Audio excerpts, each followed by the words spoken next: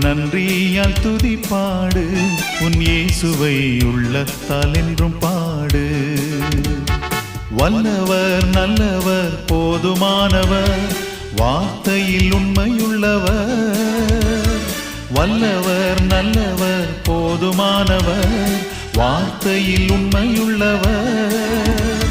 நன்றியால் துதிப்பாடு உன் இயேசுவை உள்ளத்தால் என்றும் பாடு.